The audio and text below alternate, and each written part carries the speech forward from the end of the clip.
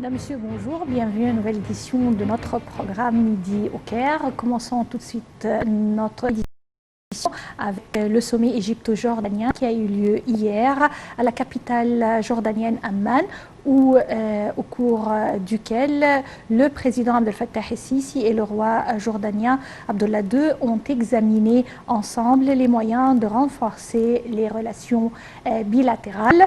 Les deux côtés ont échangé points de vue divers arabes et régionaux d'intérêt commun, et c'est dans la coordination entre les deux pays dans le but de la sécurité nationale arabe et régionale. Dans les déclarations accordées à la télévision égyptienne, porte-parole de la présidence, l'ambassadeur Bassam Radi a souligné que les discussions du président ont porté sur les moyens de renforcer les relations entre les pays dans les divers mots, la coopération sécuritaire, l'enseignement, très échange d'informations. Et Rodi a ajouté que les pourparlers ont porté sur les moyens de relancer les mécanismes existants au niveau international en ce qui concerne le dossier palestinien, surtout le quartet international.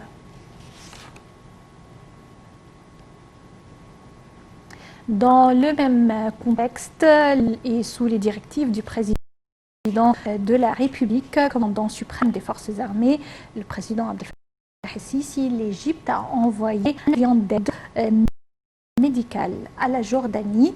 L'avion est chargé d'une grande cargaison de médicaments et de fournitures médicales présentées par les armées en collaboration avec le ministère de la Santé en vue d'aider le peuple jordanien à faire face à la propagation du coronavirus.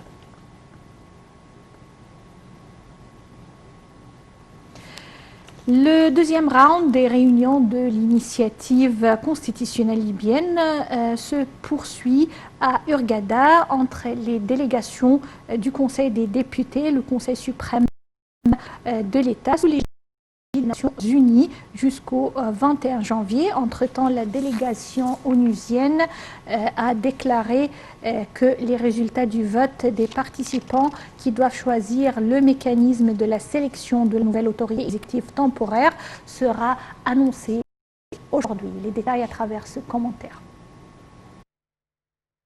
Le deuxième round des réunions de l'initiative constitutionnelle libyenne se poursuit à Hurghada entre les délégations du Conseil des députés et le Conseil supérieur de l'État, sous l'égide des Nations Unies jusqu'au 21 janvier. Entre-temps, la délégation onusienne doit déclarer aujourd'hui les résultats du vote des participants qui doivent choisir le mécanisme de la sélection exécutive. La délégation de l'ONU avait de 24 heures.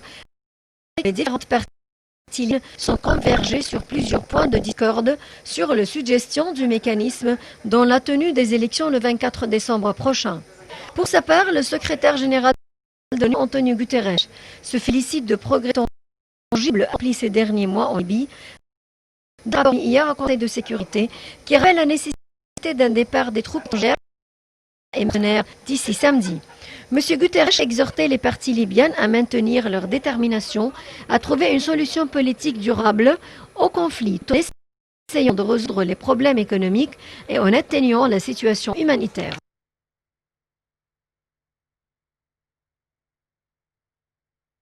Le président Abdel Fattah el-Sisi a affirmé le soutien total de l'Égypte aux activités et aux travaux de l'accord du libre-échange continental africain.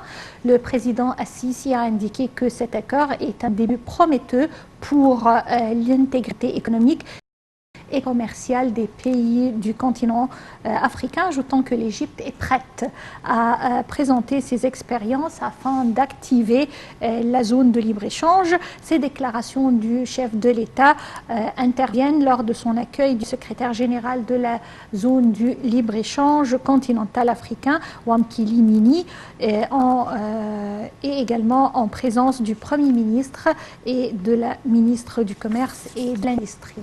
Plus de détails avec Marwa Arafa et Shainaz Ismail. Le président Abdel Fattah el-Sisi a affirmé le soutien total de l'Égypte aux activités et aux travaux de l'accord du libre-échange continental africain. Le président el-Sisi a indiqué que cet accord est un début prometteur pour l'intégrité économique et commerciale des pays du continent, ajoutant que l'Égypte est prête à présenter ses expériences afin d'activer la zone de libre-échange. Les déclarations du chef de l'État interviennent lors de son accueil du secrétaire général de la zone de libre-échange continental africain, Wamkili Mini, en présence du Premier ministre et la ministre du Commerce et de l'Industrie, toujours dans le même contexte africain. Le président Abdel Fattah el-Sisi a tenu, lors de son entretien avec le responsable africain, de discuter des moyens d'activer l'accord de libre-échange continental africain à la suite de son lancement officiel au début de 2021. De son côté, M. Mini a exprimé son appréciation de l'intérêt du président el-Sisi et son suivi des procédures du lancement de la zone de libre-échange africaine lors de la présidence égyptienne de l'Union africaine.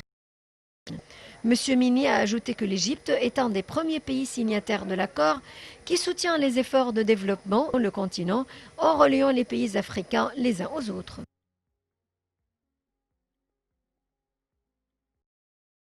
Le président Abdel Fattah el-Sisi a donné ses directives de fournir tous les moyens nécessaires pour faire réussir le projet national de la fabrication des véhicules électriques en Égypte. Il a souligné l'importance de se munir des pièces de rechange nécessaires pour ces véhicules du marché local. Le président a enjoint de construire rapidement les stations de charge électrique pour toutes sortes de véhicules. Ces déclarations ont été faites lors de la réunion du chef de l'État avec le Premier ministre du chef d'État pour les projets nationaux et stratégiques, Dr Cheikh, ministre de l'électricité et de l'énergie renouvelable, Dr Nevin Gamer, ministre du Commerce et de l'Industrie, l'ingénieur Mohamed Ahmed Moursi, ministre de l'État pour la production militaire, et également le général Abdelmonaim At-Tarras de l'Organisation pour l'Industrie.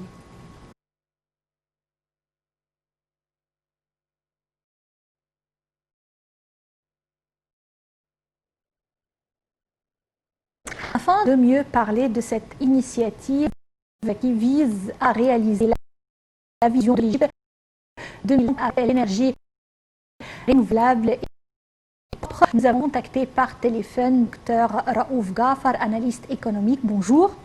Bonjour.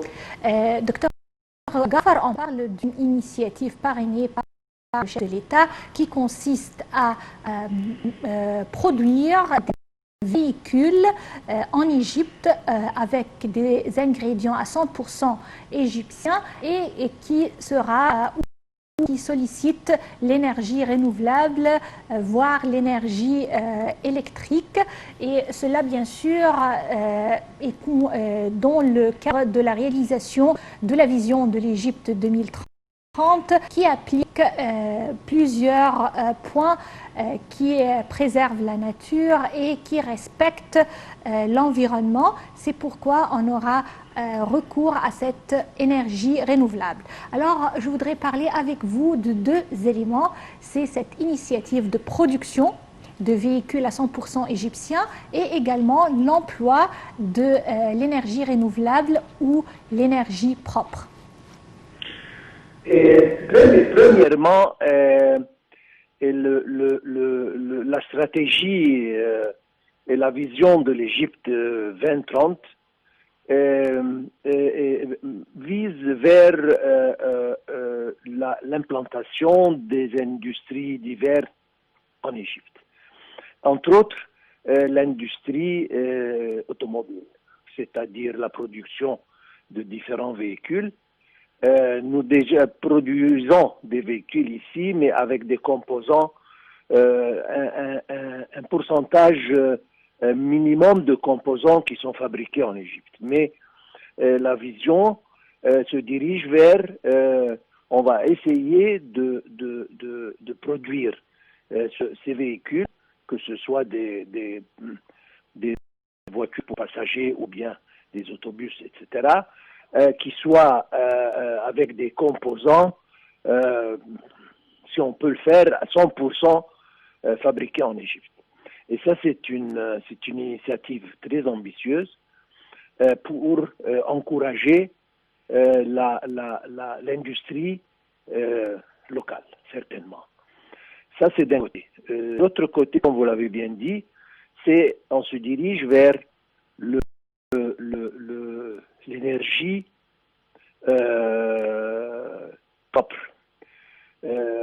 Et cette énergie, voilà, vous avez parlé, justement, le chef d'État avait des réunions hier et avant-hier avec les différentes autorités égyptiennes qui se concernent de ce sujet pour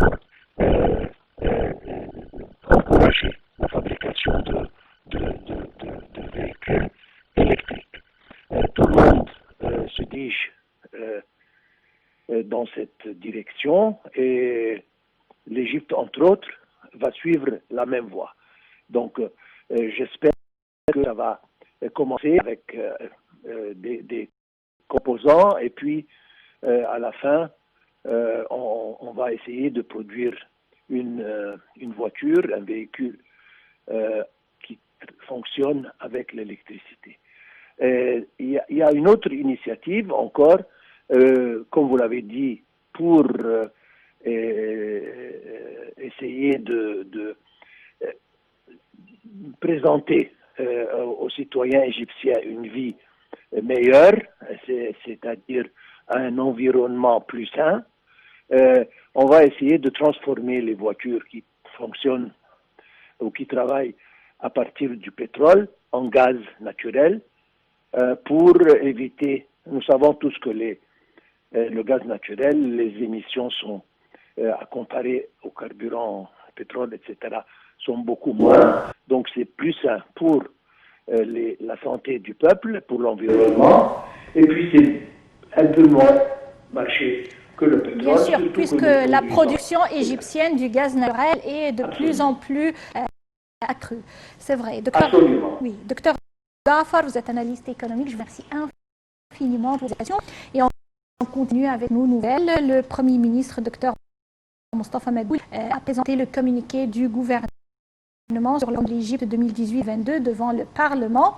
Le nouveau conseil de députés avait approuvé lors de sa séance la décision du comité prévoyant la convocation du chef du gouvernement et des ministres pour passer en revue le plan élaboré par chaque ministère pour mettre en œuvre le programme du gouvernement.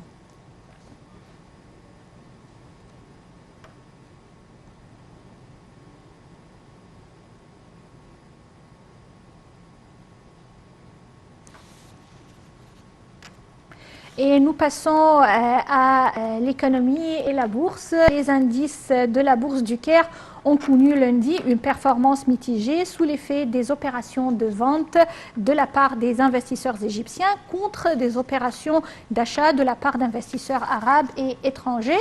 L'indice principal EGX 30 a haussé de 0,2% pour se stabiliser à 11 475 points, tandis que l'indice EGX 70 a haussé de 0,1% et l'indice GX 100 a pour sa part baissé de 0,1%.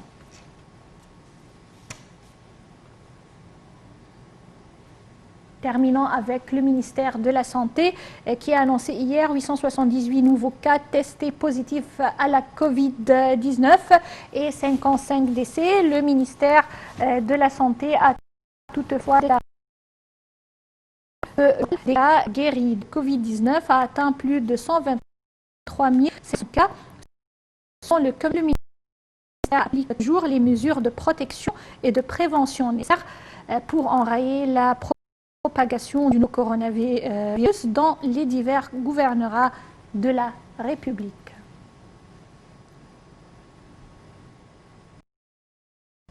Nous parvenons au terme de notre édition de Midi au Caire. Passez d'excellents moments avec la